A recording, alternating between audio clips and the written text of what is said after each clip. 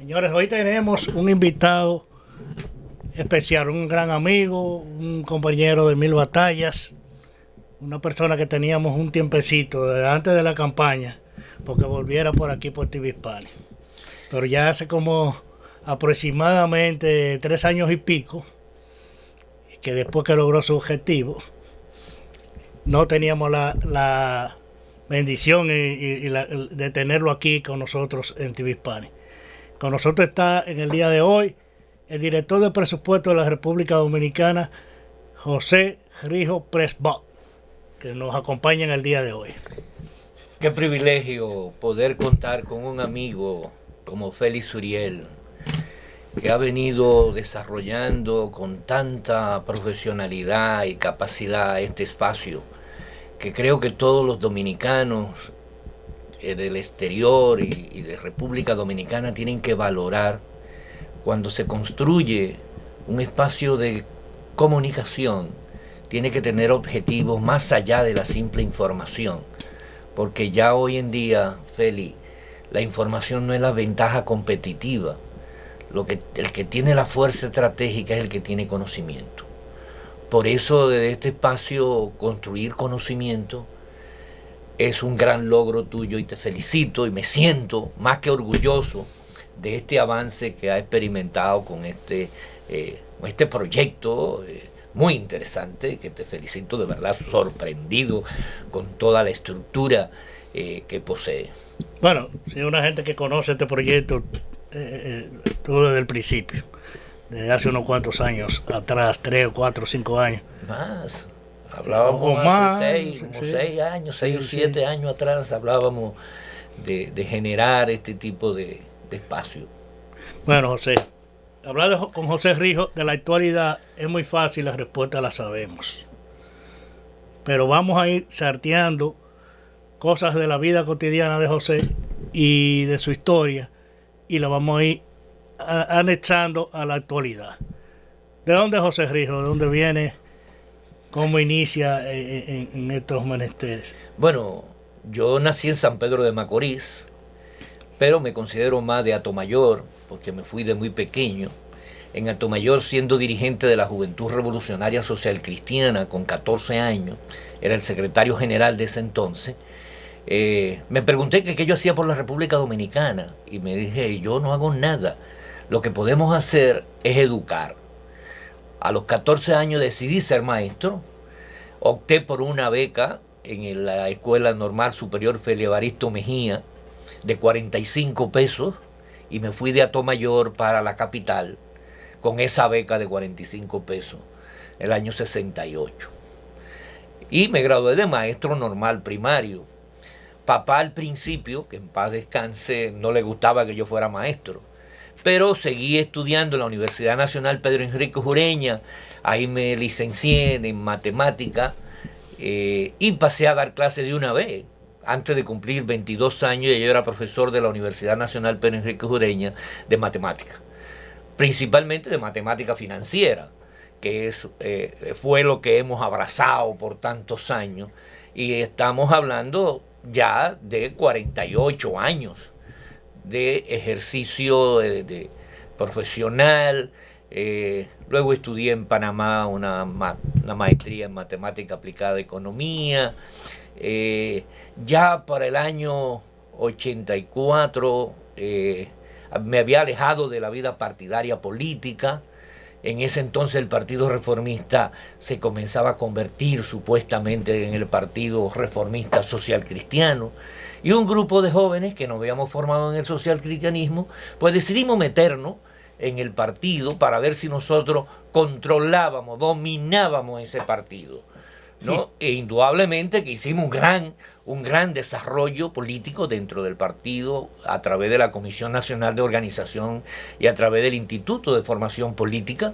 Nos tocó ser parte de ese equipo que formó toda la estructura electoral del año 1986, dirigí la transición de Salvador Jorge Blanco a Balaguer, que la presidía don Enrique Cabral, estaba Roberto Martínez Villanueva y estaba don Fernando Álvarez Bogar.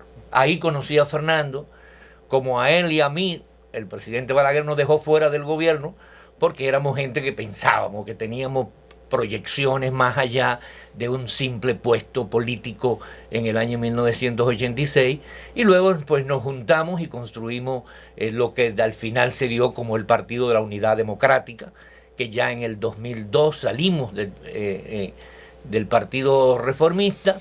No hubo forma de que el presidente Balaguer entendiera que su ciclo histórico terminaba y que había que darle espacio a una nueva generación con principios, con valores, que planteaba una nueva institucionalidad democrática en la República Dominicana. Luego ahí vino el acuerdo de Santo Domingo con el doctor José Francisco Peña Gómez y Fernando. Estuvimos ahí como parte integral de toda la campaña electoral, sin dejar de ser profesor y dar clases en las universidades, tanto en la UNFO como en APET, la UAS, la UCAMAIMA. Y luego, pues, en el 98 nos tocó ser diputado por el Acuerdo de Santo Domingo, por el Distrito Nacional, 98-2002.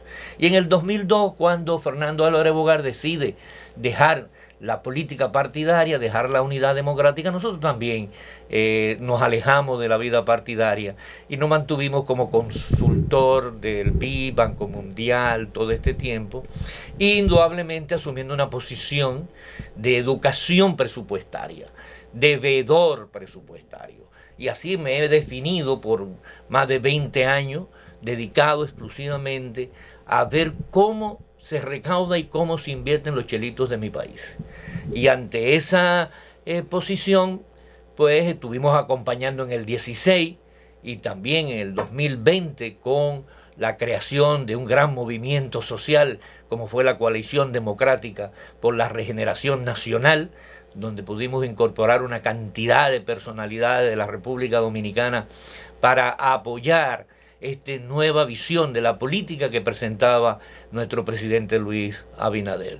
Y al llegar en agosto, pues, y ganar las elecciones, pues el presidente me honró con designarme como viceministro de Presupuesto, Contabilidad y Contrataciones en el cargo de Director General de Presupuesto.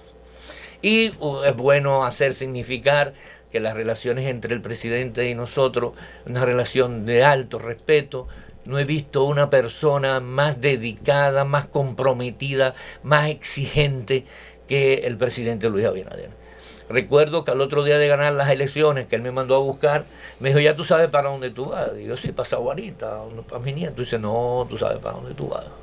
Así que vamos a preparar porque estamos en una situación difícil y vamos a llegar con una situación muy precaria económicamente. Y tú lo sabes, me decía. Y yo le dije, bueno, con una condición, de que nadie vaya a decirme ya que el presidente me mandó. Y él me dijo, nadie piensa por mí. Por eso, tú sabes que se acostumbra mucho a los presidentazos. Sí, sí. No, que el presidente. Y digo, pero es que el presidente me manda las cosas para que yo tome en consideración de acuerdo a la norma y a la ley. Y hemos acuñado una expresión que lo que no está en la Ley de Presupuesto General del Estado no existe. Porque ese ha sido uno de los primeros pasos que dimos para detener la fuente de mayor corrupción que había en la República Dominicana. José, para conocimiento general y como educativo, ¿qué es la Dirección de Presupuesto? Bueno, la Dirección General de Presupuesto es el órgano rector de los recursos para que de manera eficiente y eficaz se apliquen de acuerdo al mandato de la Ley General del Estado que se aprueba cada año por el Congreso. Nosotros somos los responsables de velar porque ningún funcionario ejecute gasto más allá de lo que tiene presupuestado, de que no incremente nóminas si no tiene la debida cantidad de recursos para ello. Por ejemplo, de julio a diciembre salió una disposición del Ministerio de Administración Pública, que es un órgano rector de todo el personal, y nosotros, estableciendo que ninguna institución podía hacer nuevos nombramientos ni incrementar si eso tenía un impacto negativo para el año siguiente, para el año 2024. Hubo alguna gente que criticó esa disposición, pero lo que estábamos diciendo es, si usted tiene 100, Usted ahora a final de año no puede contratar por 120 porque en enero no va a tener los 20. Porque se hizo la proyección del próximo año de lo que usted tenía a julio. Pero se ha seguido nombrando. Pero dentro del monto consignado en el presupuesto. Ok. Es decir, no se puede pasar. Inclusive hay muchos que dicen, no, pero es que yo lo arreglo. No, es que esto tiene un impacto negativo y tenemos que corregirlo, ¿no? Entonces, nosotros tenemos que certificar eso, tenemos que validar las modificaciones internas que se hacen y hemos establecido claramente el respeto a la Constitución de la República. Y es que una vez aprobada la Ley de Presupuesto General del Estado, que es una ley tan especial que solamente el Poder Ejecutivo, el presidente, que puede someterla al Congreso. Ningún congresista puede elaborar un proyecto de ley de presupuesto y someterlo. Puede elaborar una modificación de la ley. Y para presentar esa modificación, entonces se necesita las 2/3 partes para aprobar la modificación. La modificación del Ejecutivo, cuando manda una modificación del presupuesto, pues simplemente con mayoría. ¿Cuántas veces se puede modificar el presupuesto en un año? De acuerdo a la ley orgánica 42306, que es la ley orgánica de presupuesto, que es la que norma al presupuesto de cada año, no puede haber una modificación a la ley antes del 1 de julio. Luego del 1 de julio, dependiendo de las condiciones, puede haber modificaciones a esa ley. Y es bueno aquí apuntalar de que aquí se creó una expresión de presupuesto complementario. El presupuesto complementario no existe. No existe en la ley.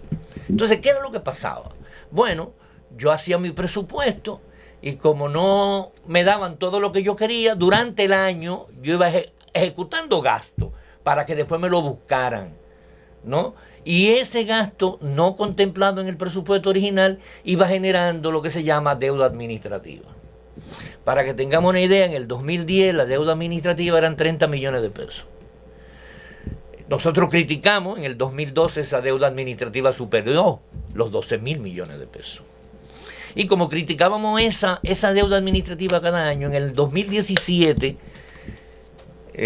la Fuerza del Pueblo y el PLD hicieron un decreto de Danilo, en el 17, eran lo mismo, el 15-17. Y ese decreto lo que obligaba que ningún funcionario podía comprometer un gasto si no tenía la cuota de compromiso y la certificación de apropiación de presupuesto. Eso, indudablemente, nosotros dijimos, ¿para qué un decreto? Si eso es lo que lo dice la ley, pero se va a aplicar. Bueno, pues ahí fue que entonces en el 18 esa deuda administrativa se incrementó a más de 45.000 millones de pesos. Y en el 18 subió a más de 56.000 millones de pesos. Y del 1 de enero del 2020 al 14 de agosto que nosotros llegamos, se ejecutaron más de 62.000 millones de pesos de deuda administrativa. ¿Y qué es lo que es la deuda administrativa? Félix Uriel, mi amigo, tiene una distribuidora de camisas, de hacer. Hame 200 camisas ahí. No, pero ven acá, eso no tenga el presupuesto. Yo no tengo presupuesto. No, pero dámela que después yo te lo consigo. Y eso se pasaba para el año siguiente como cuenta por pagar. Esa disminución de cuenta por pagar, como ya había pasado un año, tú querías que te la pagaran. Y para tú cobrar esa deuda administrativa a través del Ministerio de Hacienda, tú tenías que pagar entre un 30 y un 40%, que es los casos que están actualmente Entonces, esa deuda administrativa, ¿cómo la eliminamos nosotros? Pues muy simple. Nosotros pusimos un artículo en la ley de presupuesto desde el primer día que todo aquel funcionario que generara una deuda administrativa, que hiciera un acuerdo, la iba a pagar con su patrimonio. Por eso los funcionarios tienen mucho cuidado en tratar de comprometer gastos sin tener certificación de presupuesto. Y como un avance con contrataciones públicas, logramos que el portal de transacción de compra y contrataciones sea en combinación con lo que es el Sistema de la Información de la Gestión Financiera del Estado, el SIGEF. Es decir, que el portal de presupuesto y el portal de compra están alineados. Tú no puedes subir ninguna licitación si no tienes certificación de apropiación presupuestaria. Es decir, que el su oferente puede tener la seguridad que si gana, si es un 20% que le van a dar en el primer año, ese 20% está en el presupuesto y se le va a pagar. Eso es lo que se debe hacer, porque eso es lo que establece la ley y es mucho mejor para tener los controles. Pero está pasando que muchos funcionarios con ese miedo no consumen el presupuesto que le dan. No es que no lo consumen. Es que es bueno anotar otra cosa. El presupuesto antes era financiero, exclusivamente financiero. Ahora el presupuesto es físico y financiero. ¿Qué queremos decir con presupuesto físico? De que todo gasto tiene que dar un producto. Y ese producto tiene que dar un resultado. Entonces, como no había un gran proceso de planificación del presupuesto, pues esto era incremental. ¿No? 20 millones de pesos para tecnología, ¿no? Pero este año ya tú consumiste los 20 millones, pero lo dejo ahí para el próximo año, sí, ¿no? Para ver cómo yo después modifico y hago otras cosas que no lo planifiqué. Ahora no lo pueden traspasar. Ahora no lo pueden hacer, ¿no? Entonces, el gasto lo que se está haciendo es más eficiente. Gasto de representación, viático, compra de vehículos lujosos, todo eso está restringido. Por lo tanto, cuando tú tienes una disminución, dice, el gasto de capital ha disminuido. No es que haya disminuido, es que se ha eficientizado. Para que tengamos una idea, en lo botado de, eso es Monteplata, tenían 15 años sin agua. ¿Tú sabes por cuánto? Por 12 millones de pesos. En Atomayor había 30 años con problemas de agua, donde habían unos 104 camiones que repartían y vendían agua en el pueblo. Ahora hay 4. ¿Y tú sabes con cuánto se resolvió eso? ¿Con qué inversión? Con 36 millones de pesos. Hay una cosa que la gente no sabe. Tú te preocupas mucho por lo de Atomayor.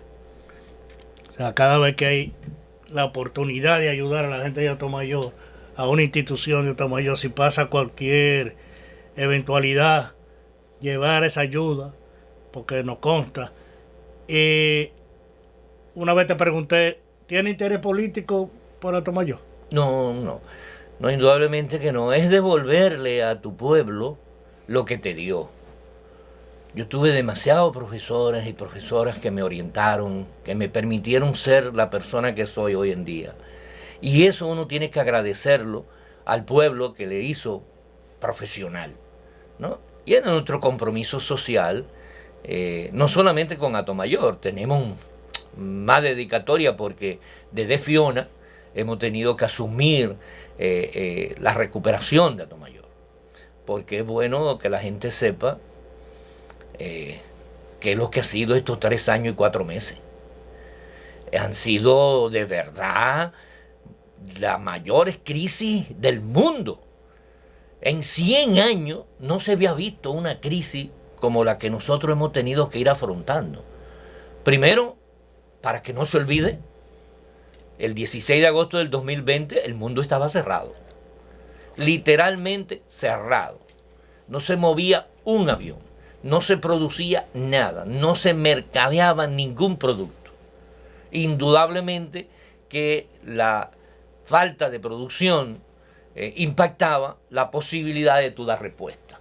Entonces llegamos el 16 de agosto sin un centavo tuvimos que hacer una reforma de una vez en 15 días del presupuesto del 2020, porque ellos al 14 de agosto habían ya ejecutado prácticamente todo el presupuesto.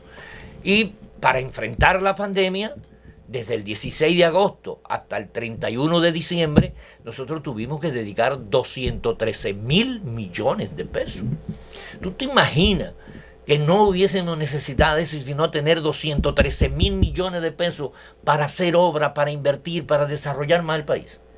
Y a pesar de todo eso, en el 2011 fue el país que más creció de toda la región, 12.3% del Producto Interno Bruto. Y no obstante eso, que nos convertimos el año pasado en el tercer país de Latinoamérica de mayor transparencia presupuestaria dada por la International Budget Partnership. El IBP, que es una evaluación de 120 países, quedamos en el número 9 de transparencia presupuestaria, es decir, de manejo eficiente, transparente y pulcro de los recursos públicos. Sí. Y no obstante a eso, cuando creíamos que ya íbamos, estuvimos azotados por tornado, granizada, tormenta, ahí llegó marzo del año 2022 con la guerra Rusia-Ucrania, impactándonos terriblemente en los fertilizantes, en la materia prima, en el desarrollo comercial, en el valor, el precio del petróleo. Aquí se sufría. Nosotros estamos en un momento que el combustible se vendía más barato en República Dominicana que aquí en Estados Unidos. ¿Por qué? Porque desde marzo el presidente ordenó el subsidio a los combustibles. Y eso nos representó el año pasado más de 35.000 millones de pesos. Y este año llevamos ya más de 13.000 millones de pesos de subsidio a los combustibles para que no subiera toda la semana el combustible a la gente. Entonces, en esos subsidios, en todas esas cosas, es que se están usando la gran cantidad de préstamos que se han cogido en el gobierno. No. ¿En qué se está implementando eso? Aquí, y las recaudaciones han bajado un poco también. Bueno, hay que entender el presupuesto. Cuando hablamos de presupuesto, hablamos de relación entre ingresos y gastos. Para que tengamos una idea, para el año 2024, para el próximo año, nosotros tenemos estimado que por ingreso de impuesto, de los impuestos que paga la gente, por impuesto, lo que se recauda en la Dirección General de Impuestos Internos y en la Dirección General de Aduana, se va a recaudar 1 billón de pesos. 1 billón. De salida, nosotros depositamos el proyecto de ley el 28 de septiembre, como manda la Constitución, antes del 1 de octubre. De salida, ese billón, de una vez, está comprometido 297.000 millones de pesos para cumplir con el 4% de educación. Para cumplir con los intereses de la deuda vieja, de la deuda de atrás, más la deuda del Banco Central, necesitamos 297.000 millones de pesos también. Es decir, que en dos partidas prácticamente tenemos 600.000 millones de pesos. De los recaudados. De los recaudados. Es el 60% de lo que vamos a recaudar. Pero ¿qué pasa? Que necesitamos 200.000 millones de pesos para el subsidio a la electricidad, a los combustibles, las pensiones solidarias, que las hemos incrementado en más de 30.000 personas, hemos incrementado las pensiones de los policías, de los militares, de los médicos. Habían médicos que tenían pensiones de 12, 15.000 pesos, ¿no? Y se las llevó a 50.000 pesos. Los cañeros que tenían años peleando por su pensión, a todos se le ha dado su pensión. Es decir, que eso representa 200.000 millones de pesos. ¿Cuánto van ya? Perdón, pero el dinero no da. Espérate, ¿cuánto van? Porque pero van 800.000, ¿verdad? Más 145.000 de salud, son 945.000 millones. Más 23.000 millones para los ayuntamientos, ya. No hay un peso. No le hemos dado nada ni a la presidencia, ni a Cancillería, ni a Agricultura. No le hemos dado un peso a nadie. ¿Qué hacemos? ¿Cerramos el país? No. Hay una necesidad de procurar cómo cubrir los gastos generales con endeudamiento. Ahora, ¿ese endeudamiento para qué? Para el pago de la deuda. El año que viene tenemos que pagar 113.000 millones de pesos de anterior. Ya el déficit entonces que nosotros tenemos, que es de unos 300.000, 321.000 millones de pesos, 231.000 millones de pesos, necesitamos pagar 133 de deuda, más 231, no, tenemos que buscar prestado 344.000 millones de pesos. Ahora, ¿qué pasa con eso? Eso se autoriza en la ley.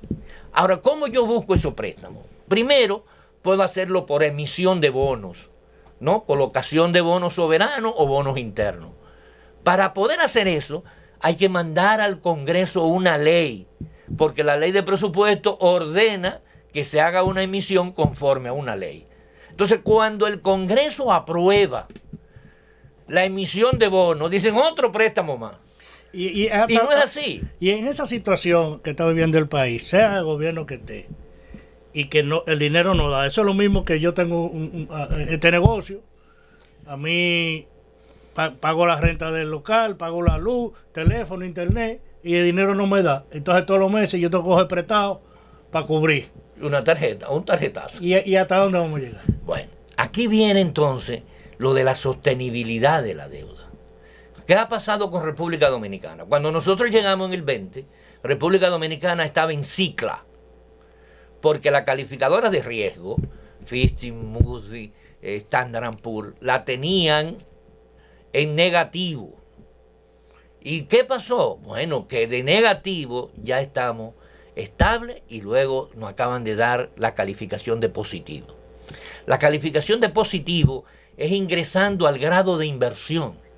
¿Por qué razón las calificadoras de riesgo dicen eso? O por el buen manejo de la economía dominicana en estos 3 años, porque hemos sido el país que más ha crecido, hemos sido el cuarto país de menor inflación. Ha sido el país que ha mantenido una estabilidad en la moneda, en la política cambiaria. La política monetaria ha permitido que nosotros hayamos disminuido ya la inflación en el rango meta de 4%, más o menos 1%. Y eso no lo ha logrado ningún país, a pesar de la crisis. Porque es bueno que la gente sepa que nosotros somos una isla, ¿no? Y que toda la materia prima para generar riqueza tenemos que importarla. Y para importarla se necesitan recursos en moneda extranjera. Y para obtener esas monedas extranjeras tenemos que tener disponibilidad de dólares. Y eso ha significado que tengamos más de 15,000 millones de dólares ahora mismo de reserva en el Banco Central. Y la deuda, nosotros la cogimos en el 20, alrededor del 50% del Producto Interno Bruto. Y ahora mismo está en el 45.9%. Es decir, que nosotros hemos disminuido la deuda alrededor de 4 puntos. En medio de una pandemia, en medio de una economía de guerra. Es decir, en una de las crisis peores que ha vivido el mundo. Y más ahora, impactándonos con la nueva guerra ahora de Israel y no, entonces, ¿en qué ha afectado la economía? Porque aprovechándote, hablábamos de economía. ¿En qué ha afectado la economía la falta de ingresos por vía de Haití y los gastos que se están haciendo en la frontera para mantener todos esos militares ahí? Bueno, indudablemente es un costo de alguna manera previsto, porque lo que nosotros hemos hecho en el caso de los militares es simple y llanamente eficientizar el personal que debe estar en la frontera. Y cuando hablamos de eficientizar, es que habían demasiados militares dando servicios personales y particulares y estaban cobrando, pues simplemente vayan a trabajar ahora a la frontera y se le ha dado capacitación y se le ha hecho un gran manejo. Indudablemente que ha habido un costo adicional que sale del mismo presupuesto del Ministerio de Defensa, porque volvemos otra vez, no se puede trasladar. Hay que incrementárselo, me imagino. Para el próximo año tiene un impacto. ¿Por qué? Porque hemos incrementado todos los militares que tenían pensionados de 10 a 30 mil pesos de pensión. Le hemos incrementado un 10, los que están entre 30 y 50, un 7.5. Es decir, que los pensionados, tanto policías como militares, le han aumentado. Pero eso no es todo. Este año nosotros le incrementamos el salario de los militares en un 60%. Y la policía en un 40%. ¿Por qué? Porque en el año 2022, en octubre, se le hizo un incremento adicional a la policía, ¿no? Y para igualarlo, en marzo tuvimos que hacer el mismo incremento 2 veces a los militares. Y todos los militares y policías en rango tienen el mismo salario. ¿De cuánto? $509. Por encima de los $500 prometidos por el presidente en campaña. Y la gente no lo creía. Que un raso iba a estar ganando base 29,000, 25 pesos. Lo malo es que siguen haciendo todas las cosas malas que hacían antes. ¿Cuáles cosas malas? No, ninguna. No, porque es bueno cuáles son las cosas malas que se hacían antes que ahora se están sintiendo. No, yo digo en cuanto a la policía. El que se equivoca ahora sabe que está cortado. Aquí nadie puede equivocarse. Tiene que ser un enfermo patológico que se atreva a equivocarse con el presidente Luis Abinader. No, con la policía, pero la policía con la policía, indudablemente, hay un problema cultural. Exactamente. Muy fuerte que hemos venido trabajando. Para ello se han creado 2 escuelas especiales. Ahora mismo hay entrenamiento, más de 900 posibles agentes que son depurados antes de entrar. la meta es llegar a 3.000 nuevos para el próximo año y que esos 3.000 nuevos agentes con formación en derechos humanos, con manejo de conflictos, con oportunidad, con protocolos, porque uno de los problemas, allá por ejemplo, un policía de tránsito te para. ¿Y qué es lo primero que te pregunta? ¿Usted es policía o militar? Sí. ¿No? No es, deme su papel que usted cometió una infracción de tránsito. No, dame lo mío. No, eso no es verdad. Eso se pone. No. ¿Tú sabes qué se le ha puesto ahora a los policías? Una camarita ahí. Sí, pero no lo tienen todito. Una camarita ahí que le están monitoreando. Bueno, pero es un proceso. Es un proceso de 50 años de convertir una policía que se creó en base a una visión trujillista a una policía civil, social, más dedicada a la protección del ciudadano. Que ese aumento de sueldo, en vez de hacerlo globalizado, se hubiera hecho por incentivo. Bueno, es de buen comportamiento. No, es que hay una, de actuar como se debe. Hay una parte que tiene incentivo, porque ese es el sueldo base. No, yo digo incentivo por un buen comportamiento. Porque tienen sus incentivos. O sea, a usted le aumentamos, pero si comete un error se le baja el sueldo, no sé cómo. Pero hay una manera, necesariamente tenía que crearse un mecanismo para motivar. ¿Qué pasó con la educación? Que desde que comenzaron... Con la educación no ha pasado nada. ¿Qué pasó con la educación? Desde el 2013... ¿no? El 4% que debió de haber servido para el desarrollo de las unidades de atención originaria, es decir, lo que es la educación básica de 0 a 5 años, se utilizó como un mecanismo de riqueza de economía, dedicando el 35% a construcción y a un proyecto inmobiliario que creó todo un problema enorme a tal extremo que nosotros llegamos con más de 400, casi 700 escuelas sin terminar. Entonces que llega a educación ya quiere ser presidente de la República. Escuela del 2012, del 13, del 14, parada.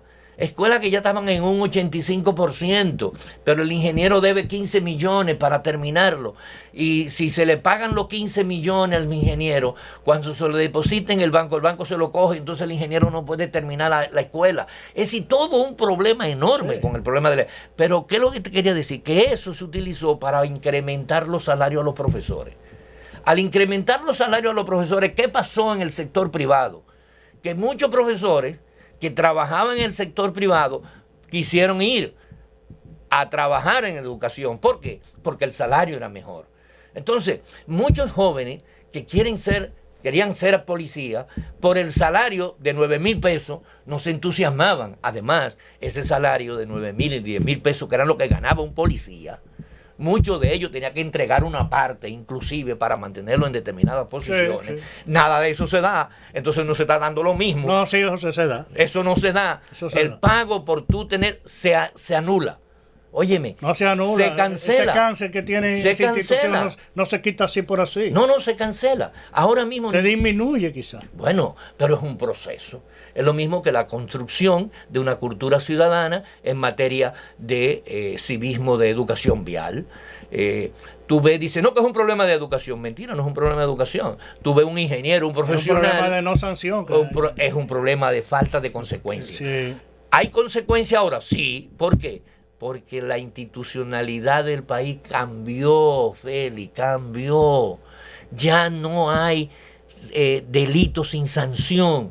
Ya, sí, José, hay muchos delitos sin sanción. Ya hay corruptos. No tiene que ver con este gobierno, pero en 3 años no se arregla todo. No, pero lo que te estoy diciendo es un proceso. No podemos decir que se eliminó todo. No, estamos trabajando para construir a un mejor país. Pero lo que sí yo te puedo asegurar, que lo que sucedía en el pasado no sucede ahora. Porque yo le digo seguir hablando de República Dominicana como si estuviéramos en el pasado es no entender lo que ha pasado en la República Dominicana. Es un proceso que poco a poco va a ir cambiando. No solamente eso, es que hay que encontrar qué es cómo llegamos.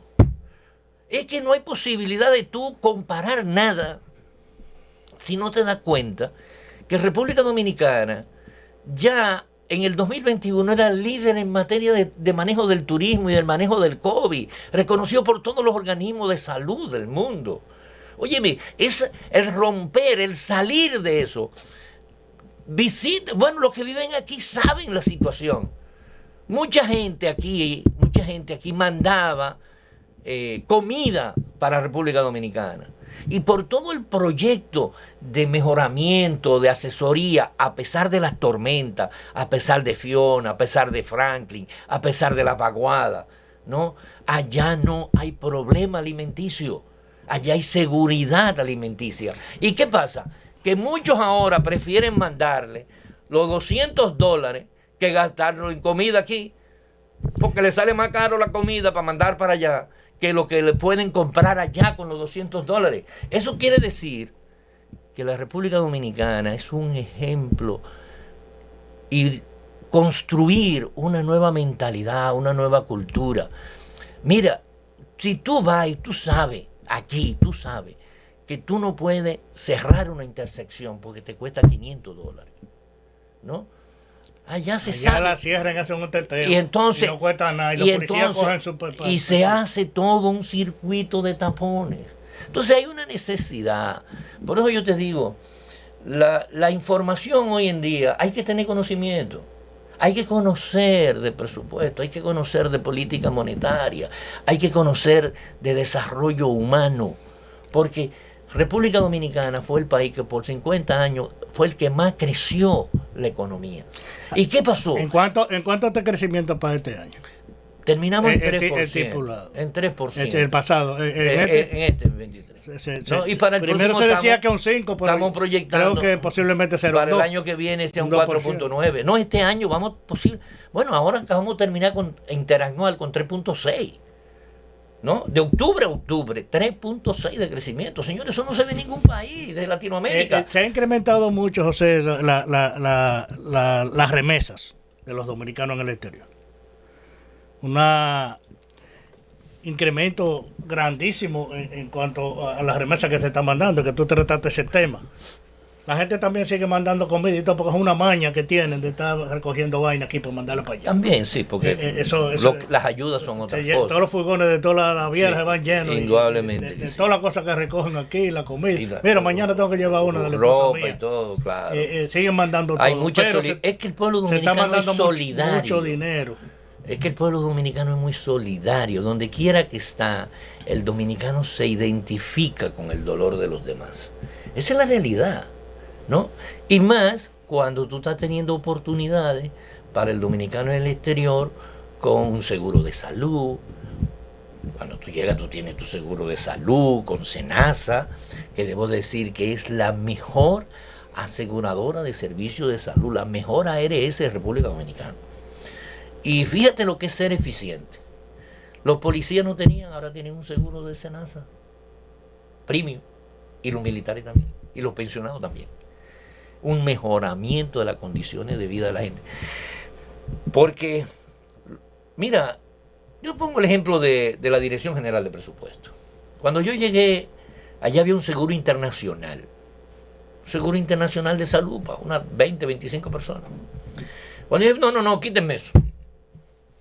Le quité ese privilegio que tenían un grupito. ¿Eso qué significado tiene para dedicarlo al seguro complementario de los colaboradores de presupuesto? Podemos a todos, los podemos llevar a un seguro premium con el ciclo familiar.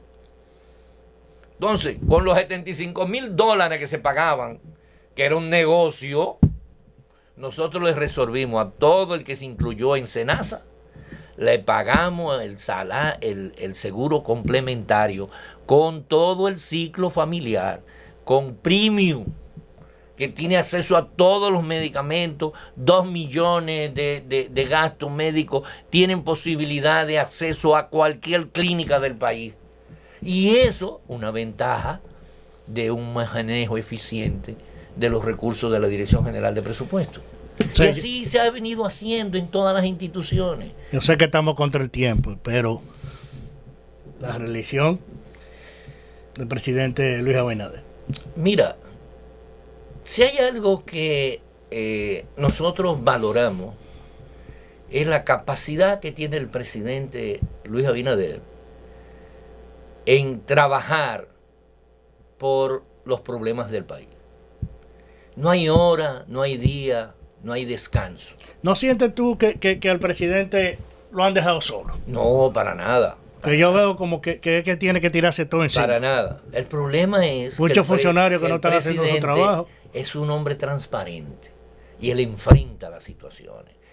Todos los martes, de 5 a 8 a 9 de la noche, toda el área de construcción y agua están sentados frente a él con sus documentos ahí. ¿Qué pasó con la carretera tal? Ministro de Obras Públicas, explíquenos. ¿Qué pasó con la vivienda de tal sitio? El acueducto de tal, el canal de riego. Todo tienen que dar uno por uno explicaciones. Y se va llevando.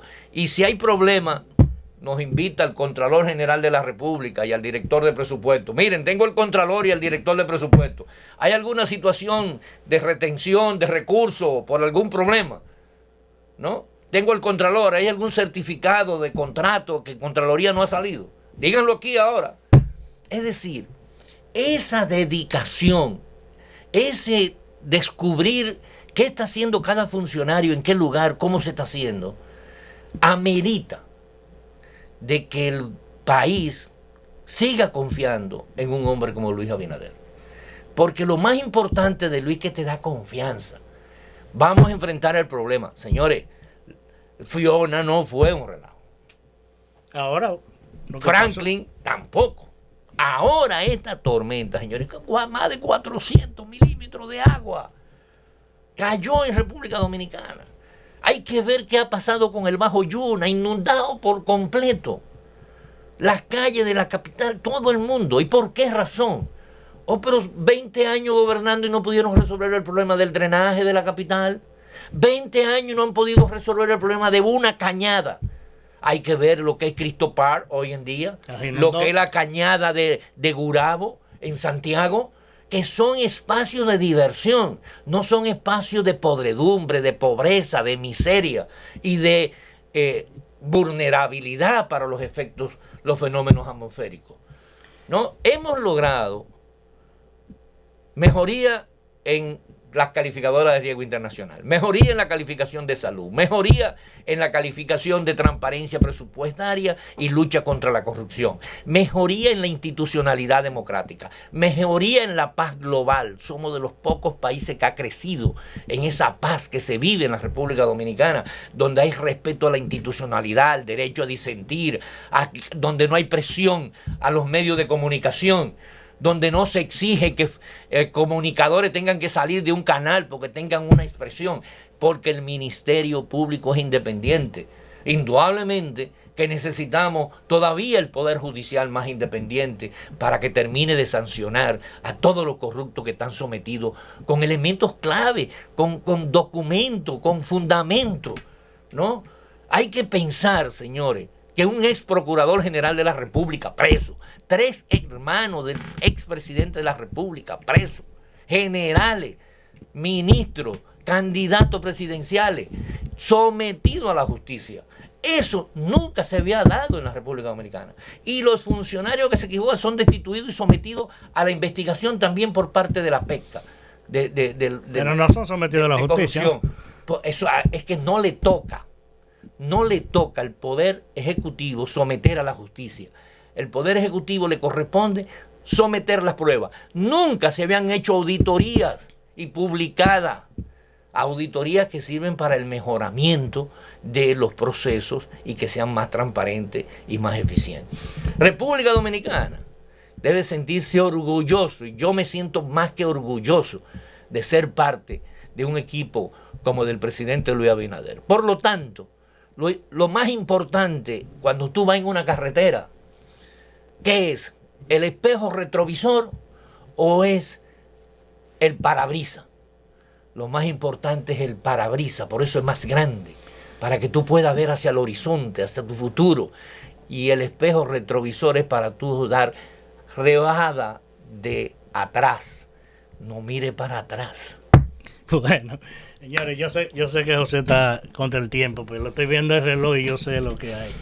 Muchísimas gracias por estar aquí con nosotros y espero que esta no sea la última. Yo sé que no va a ser la última, pero que sea más a menudo. Bueno, es que ya no tengo tiempo. Ya no tengo tanto tiempo para venir más a menudo. Después nos meteremos en política profunda. Déjame expresar ese país de maravilla. Que se No está es de viviendo maravilla, ahora. de construcción de verdades, porque hay que hablar con la verdad.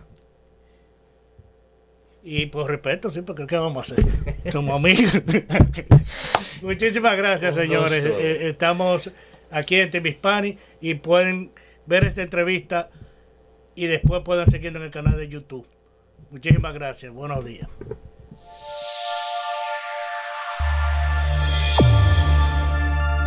Usted está viendo TV Hispanic.